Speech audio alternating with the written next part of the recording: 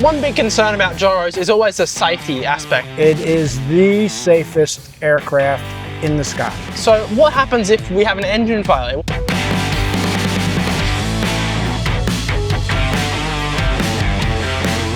Hey guys, BeSnappy here. I'm here with Bob from AutoGyro USA, and he's going to tell us a bit about this awesome gyrocopter behind us. This is an AutoGyro Cavalon. Very sexy. It is our most expensive model, but it's also our most popular model. What sort of engine is it using, and how far can you get? What's the top speed? This one is using a Rotax 915 engine, and our top speed would be about 104 knots, 125 miles an hour. And so how far can you get? How long does a tank of gas last? A tank of gas is 26 gallons, and it will last you about 5 hours. All right, Bob, can we have a little look around the gyro? Sure. All right, so looking up at the blades here, how many hours would you generally get out of a set of blades? For most people, it's a lifetime. Yeah. It's 2,500 hours of operation. So if you fly 100 hours a year, that's 25 years. All right, so I noticed it's got amazing visibility here. So tell us a bit about the visibility. The visibility's off the chart. So you can almost look straight down. The big fun factor of this is the fact that generally we don't fly higher than 1,000 feet above the ground. So you get to see the ground. You have the same safety factor as flying an airplane at 7, 8, 9,000 feet. Because if the engine quits, we can land in such a small space. The safety factor is higher than, being at 1,000 feet or 9,000 feet. Are you allowed to fly them at night? In the United States, if you're a sport pilot, you can take extra training. If you're a private pilot, you're already night qualified. And does this have IFR certification like autopilot? No, there is no IFR aircraft or gyroplanes in the United States as of yet. However, autopilot is available. All right, Bob, can we have a look in the cockpit? Okay, so this aircraft is equipped with Garmin equipment. It has Garmin G3X, Garmin G5 as a backup, and Garmin radios, Garmin transponder. I also noticed it's dual control, so is that for training or both pilots can fly? It is. Actually, the dual control is an option, but for every aircraft that we sell in the United States, we always recommend that. Yeah. Because you're going to take dual instruction or flight review at some point. All right, so Bob, I noticed it's got a weird looking tail design here. What is this? Tail's fixed, but this adds stability to the aircraft.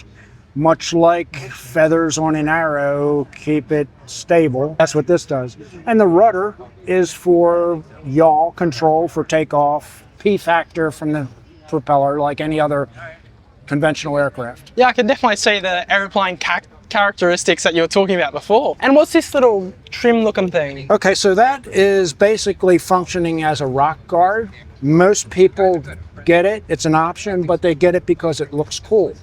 But it does function as a rock guard. And what about these props back here? What's the lifetime on these? I'm not sure if there's a yearly life limit. These are always done on inspection, but this is a constant speed propeller. Where's the fuel tank and what fuel's it running on? It is located behind the seats, basically, and this will prefer premium auto fuel or will run on 100 low lead aviation fuel.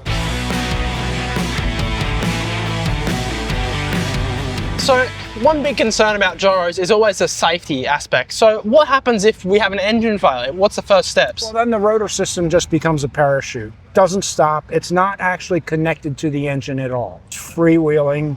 You don't have to get into auto rotation like you would on a helicopter.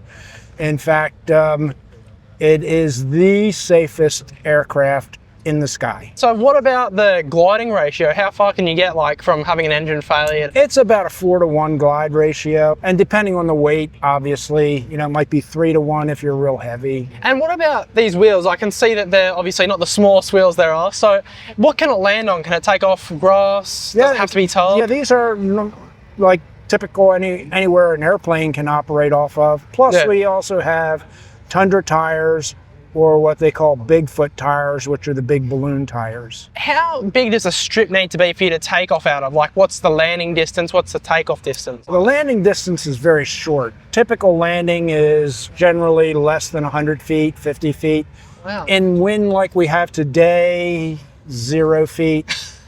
Today, the takeoff distance would be about 100 feet. But in a no wind condition, probably be more like 300 feet. Obviously, gyros aren't normal helicopters that just spin up, spool up, and take off.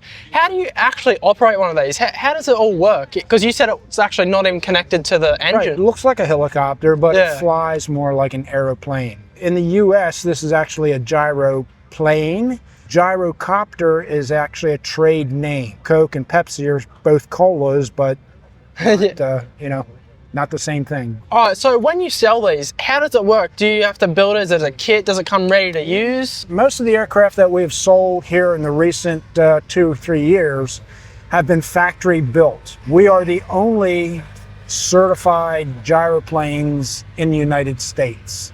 So all the other gyroplanes have to be kits. Obviously, you can't just get in and fly one. So do you guys offer training for this? Yes. Yeah, we will not let you take this home until you are safe. What sort of license would you need for this? Because obviously you wouldn't need a helicopter license, or do you need a PPL? At a minimum, it is a sport pilot gyroplane license. And then going up from there would be private, commercial. It depends on what you want to use it for. Who are the main buyers of one of these? Is it private use? Is it commercial use? Who is it? It is private use, sport use. That is the main buyer because it's fun to fly. All right, can we talk about price? How much would one of these set me back if I were to buy it today? This one is used and it is on sale for the price of $200,000. Brand new, this would be about $230,000. And what about the ongoing maintenance cost? It's pretty low. It's lower than most airplanes. Not as expensive as helicopters.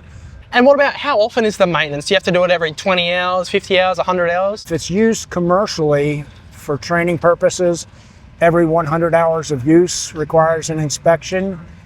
Other than that, it's every year for its conditional inspection. All right, so if I had 200 grand and I was looking to buy either a light aircraft or a gyrocopter, what's the main difference? Look at this. The sex appeal on this is off the chart. What are you talking about? There's no comparison. Most pilots, at least in America, we fly for fun. We go to a neighboring airport to get what they call the $100 hamburger. That's the fun part. If you're traveling cross country, hundreds of miles, maybe an airplane would make more sense because it's faster. But fun, you're not going to have any more fun. This is the fun machine. All right, you've got an amazing aircraft here. So where can people find out more about you and where can they buy an aircraft? Here in the United States, it's AutoGyroUSA.com. All right, the link will be on the screen right now. Thank you so much for the interview, Bob, and I'll see you around. All right, thank you.